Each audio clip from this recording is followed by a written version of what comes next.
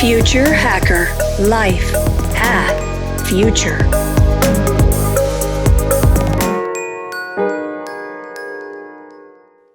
Boa tarde, pessoal. Vou falar aqui do nosso terceiro pilar e último, que é o planeta.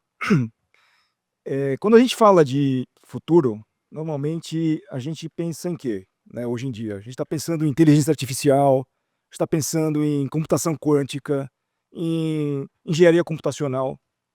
Mas se eu falar que a grande inovação, a inovação que vai nos levar para o futuro, na verdade ela já foi inventada há milhões de anos atrás. A natureza, ela é vista como um recurso normalmente, mas na verdade é o que a gente chama de código-fonte. Ela é o nosso código-fonte. Então, ignorar que a gente tem esse código-fonte é deixar de lado uma série de inovações que já existem, que vão nos ajudar a dar os próximos passos como humanidade. E quando a gente olha que a natureza ela tem esse poder, o que eu faço para vocês agora é um convite, né? Um convite para a gente reaprender com a vida. Então a gente já falou aqui sobre biomimética, a gente já falou aqui sobre sabedoria ancestral, eficiência, resiliência, regeneração. Poucas empresas ou corporações hoje, elas têm a capacidade que a natureza tem de evitar o desperdício, né?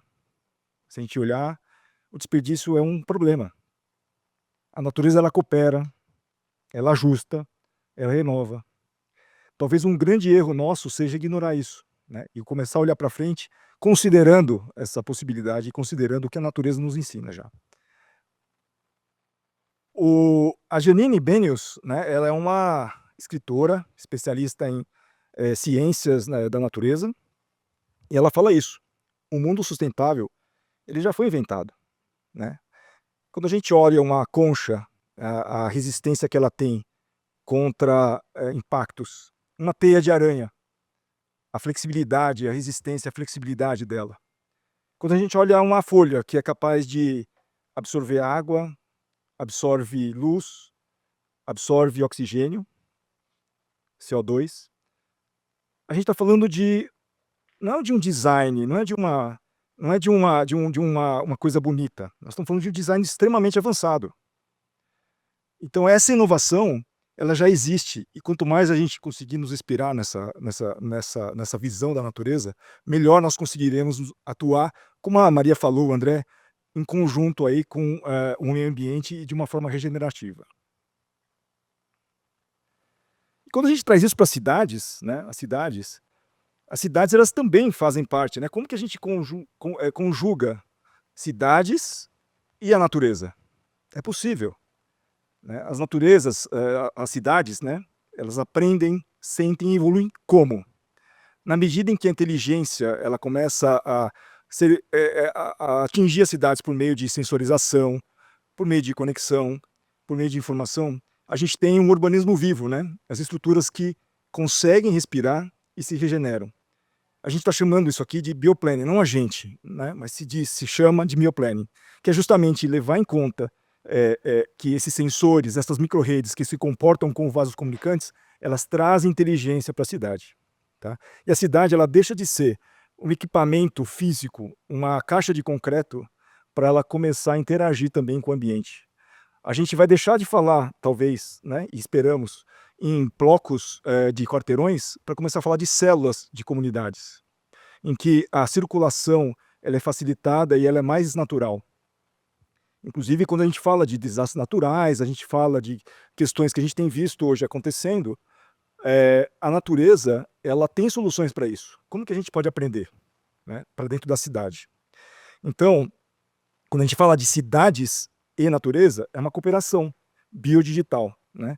Então a gente tem essa visão de separar, né, natureza das cidades. A visão do futuro é vamos consolidar, vamos combinar. Essa é a visão. Ou seja, aí a gente vai criar uma inteligência viva, algo que vai respirar, algo que vai ajudar os cidadãos a viverem de uma forma melhor. E nada disso é possível se a gente não mudar o nosso mindset, né? Sustentar já não é mais suficiente, né? A sustentabilidade, ela não é mais suficiente para a gente chegar no futuro. é preciso regenerar, né? É preciso curar os sistemas, restaurar os vínculos que existem entre as pessoas e a natureza, as cidades e a natureza, porque senão a gente não vai conseguir criar um sistema que seja sustentável e dê continuidade aí para o futuro. E aí a gente entra, então, num ponto que a gente falou das cidades, a gente falou da natureza, e a gente toca um ponto da alimentação, que a gente chama aqui de food recoded. Por que isso? Se a gente perguntar para historiadores qual foi a grande disrupção nos últimos, enfim, na história da humanidade, muitos dirão que foi a agricultura, né? A agricultura, ela trouxe o quê? Abundância, ela trouxe escala, ela trouxe disponibilidade para as pessoas, onde quer que elas estivessem, certo? E permitiu que a humanidade se expandisse no planeta. Mas o outro lado disso é o quê? Que a gente já sabe. Ela gerou alguns desequilíbrios, algumas desigualdades e uma dependência, uma nova dependência, né? Quando a gente olha das monoculturas, a gente olha a produção massiva de alimentos, o que impacto que ele traz isso para o nosso planeta. Tá? Mas a alimentação é uma infraestrutura de civilização. Ou seja, a gente tem que olhar ela de uma forma como recurso que permite que a humanidade continue evoluindo. A nossa alimentação ela é quase banal, né? Porque a gente no dia a dia não fica pensando tanto sobre isso. Mas no final das contas, é o que nos permite continuar a sobreviver, a continuar a evoluir. Ele é um vetor de transformação planetária. Desculpa, eu estava falando baixo, né? Vocês estão me ouvindo bem? O alimento é um vetor de transformação planetária. Ele conecta a disrupção da agricultura, a biotecnologia e a consciência ecológica. Ele sai, né? Ele transforma o planeta, né? Ele não só mais traz do planeta aqui. Por quê? E como isso acontece? Na medida em que a gente aplica a tecnologia, na medida em que a gente aplica conceitos de sustentabilidade, a gente começa a olhar regeneração, biomas, biohacking, temas aí que a gente já falou agora, e traz uma consciência alimentar para as pessoas de uma forma geral. E a gente teve, né, o Max Petrucci, é um dos entrevistados do Future Hacker, ele traz um viés aqui, né? Não é só isso a entrevista dele, mas um dos pontos de vista que ele traz aqui a natureza já faz tudo o que precisamos, de forma eficiente e sustentável.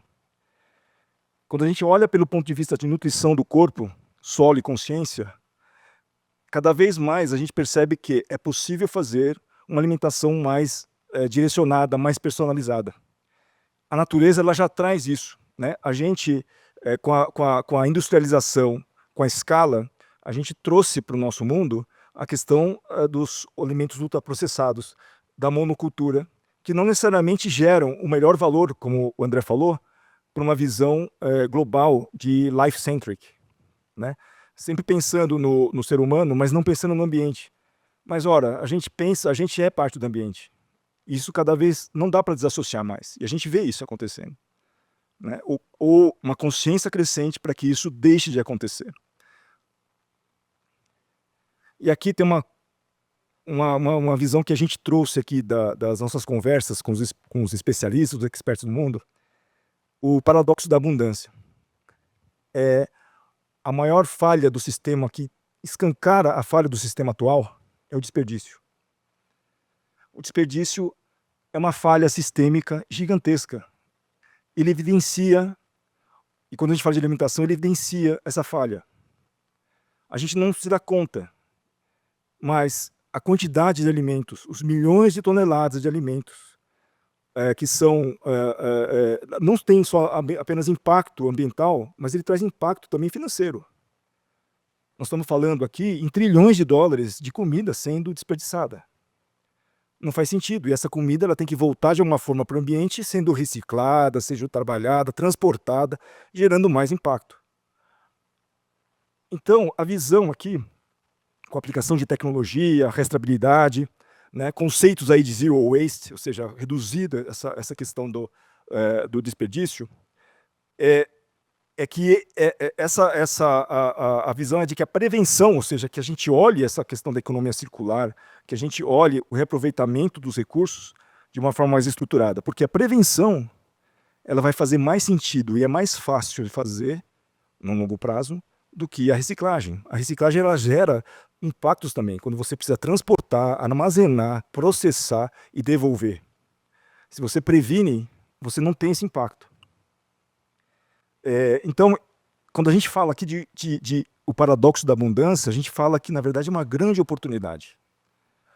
A oportunidade que nós temos hoje é de que essa visão ela nos traga aqui uma eficiência, um impacto positivo e um novo valor econômico. Sim, ele vai trazer dinheiro.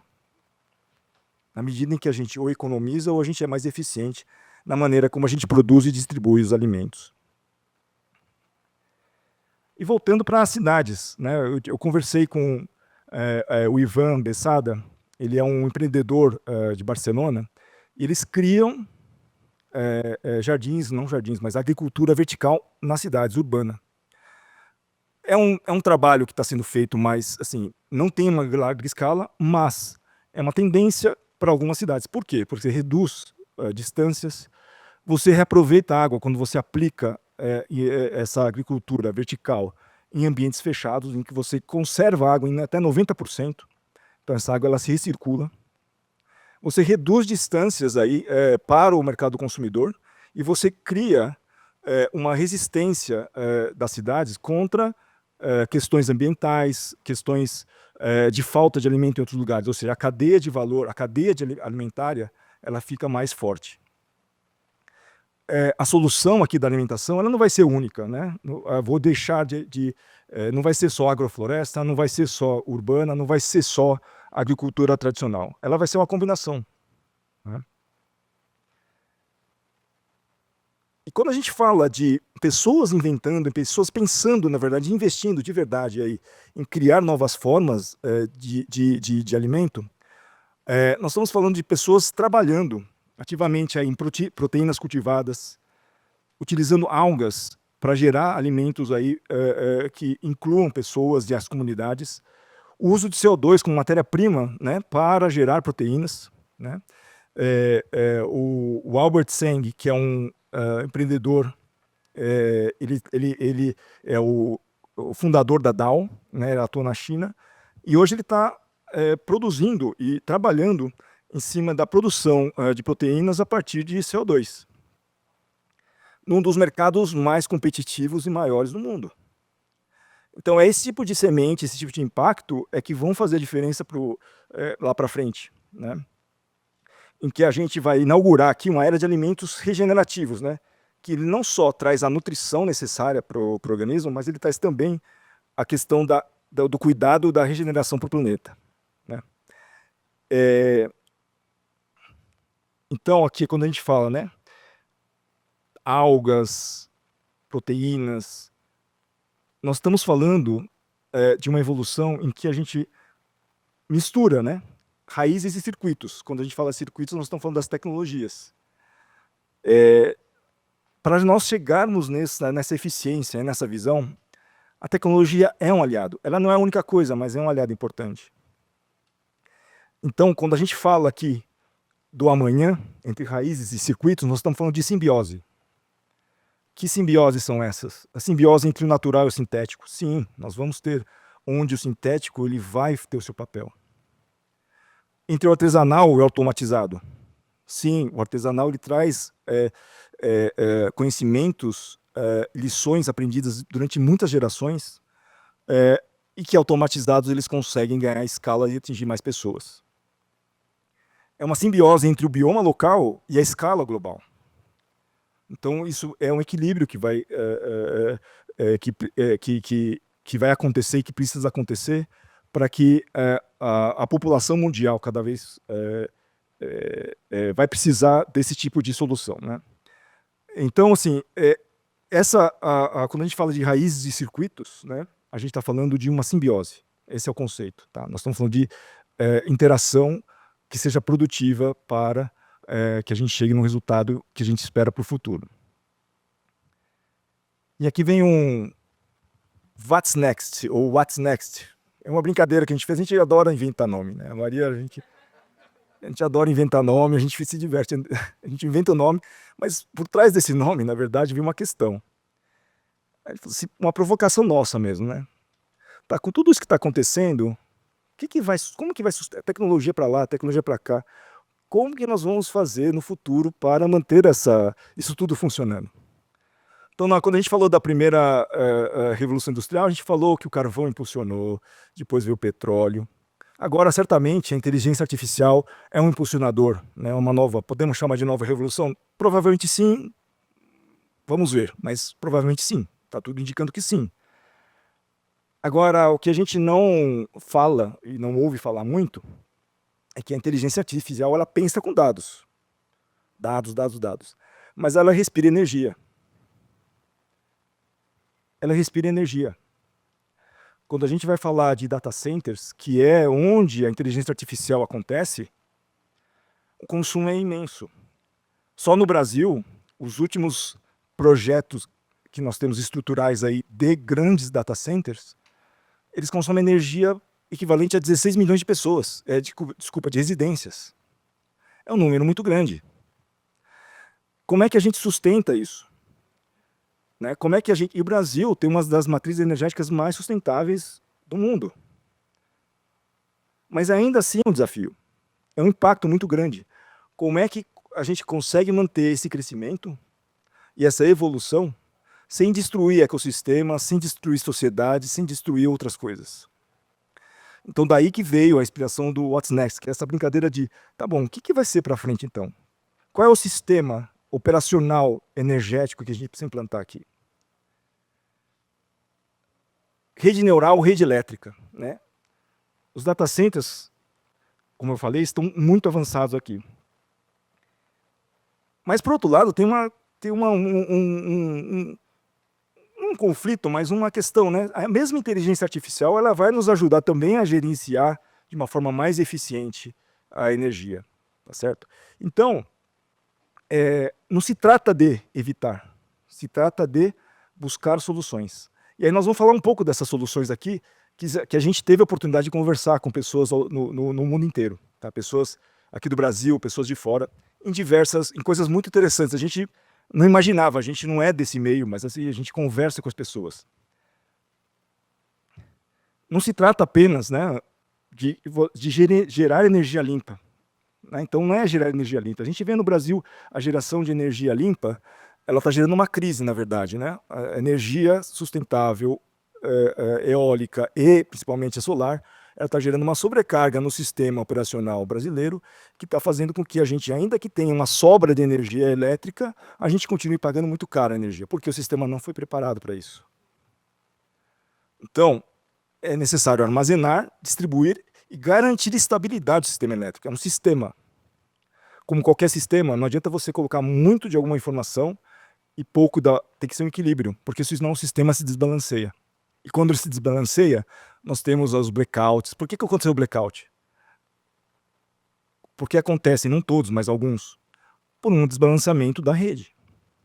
E quando para a rede elétrica, basicamente para tudo. Se você estava lá fazendo o seu chat GPT ou fazendo a apresentação, acabou, tem que esperar. Então, assim, essa governança, ela precisa ser feita. E a energia, fala-se de matriz, a gente chama de mosaico, mas enfim, o conceito é o mesmo, ou seja, são N formas de você gerar energia. Nós vamos falar de algumas delas, como eu comentei aqui. A força azul, ou seja, a força dos oceanos. Né? O mar é uma nova fronteira de energia limpa. A água é 800 vezes mais densa que o mar. Então, naturalmente, é uma potência. Ondas, ventos, marés, elas são potenciais geradores de energia. Ela pode complementar, né, de uma forma a manter, porque o mar está sempre aí. A maré, ela sempre sobe, ela sempre desce, as ondas, a mesma coisa. Ela pode complementar a solar e eólica com uma estabilidade para a rede global. Mas tem um desafio. E esse desafio, na verdade, é estrutural da sociedade, que é qual é o nosso fôlego e paciência para investir numa tecnologia que ainda necessita ser provada com viabilidade, escala e paciência tecnológica, que significa testar, testar, testar e errar, e errar, e errar. Isso já acontece, mas nós temos essa paciência. Agora, qual é o potencial que nós temos aqui? Gigantesco. Se a gente sair do mar e olhar, né, enquanto o mar tem essa potência toda, nós estamos falando também do hidrogênio, que na verdade ele não é energia pura, ele é um vetor. Né? Então, ele é uma forma de concentrar e transmitir energia. Né? Quando o Carlos Peixoto, da Associação Brasileira de Hidrogênio, ele diz, né, nós estamos simplificando a molécula de energia, ou seja, trazendo isso para o hidrogênio, reduzindo o carbono que nós devolvemos na natureza. O carbono capturado aí em cimentos, estruturas físicas, nos combustíveis fósseis, tudo isso como a gente consegue capturar usando o hidrogênio. Tem países, por exemplo, como o próprio Brasil, Chile, pela sua exposição, exposição geográfica, a capacidade de geração de energia solar transformada em hidrogênio é gigantesca, porque o hidrogênio, como vocês sabem, na verdade é um arco-íris. Né? Tem hidrogênio cinza, hidrogênio rosa, hidrogênio verde, que é o que a gente quer. Na verdade, que o hidrogênio é aquele que está 100% aliado com o net zero, ou seja, não gera realmente impacto. Mas a produção é impactante. Só que o problema é que a energia, o hidrogênio verde, ele é 2 a 4 vezes mais caro que o outro hidrogênio obtido a partir do combustível fóssil. Então tem um desafio ainda. Tem um desafio. Desafio técnico, desafio comercial. Saindo do hidrogênio, se a gente começar a pensar, né, olhar para o Sol de uma outra forma. O Sol ele já nos dá energia por meio das placas solares, da energia que a gente já captura. Isso já é real. Mas nós estamos falando aqui de uma coisa um pouco mais tecnológica, que é a fusão nuclear. A fusão nuclear, já existem testes acontecendo, diferente da fissão nuclear, que gera a explosão, que gera a bomba atômica. A fusão nuclear ela é a mesma coisa que acontece nas estrelas e gera uma quantidade enorme de energia. Controlar e dominar essa técnica, ela demora tempos. Mas quando a gente tem isso, a partir do momento que nós tivermos isso funcionando, combinado com as energias existentes, a gente sim vai ter uma matriz ou um mosaico muito sustentável. Porque a geração de energia a partir de fusão nuclear, ela é limpa e abundante, é quase infinita. Tá? Então, assim, essa quando a gente fala de energia, que no final das contas é o grande motor para a nossa evolução, a gente trouxe essa visão porque a gente entende que sem energia, tudo que a gente falou de tecnologia, ela dificilmente acontece. Né? E a energia ela precisa ser gerada de uma outra forma, diferente do que a gente tem. Então, por isso a nossa provocação do What's Next. Então, fica aqui o ponto de reflexão para todo mundo. Esse aqui foi, como a Maria falou, um teaser, né, basicamente, do relatório. Ele é muito mais amplo. A gente traz exemplos e pessoas com quem a gente conversou. Tudo que a gente faz aqui, nós somos curadores. Né? Nós curamos conteúdos, nós não somos os cientistas que fazem isso, nós conversamos com essas pessoas. Então, o que vocês viram aqui é uma visão dessa série de entrevistas, série de conversas, e a gente tem o prazer aí de compartilhar com vocês hoje, e como a Maria falou, em breve vocês receberão aí o relatório completo. Aí vocês podem ir do ChatGPT e pede para ele resumir.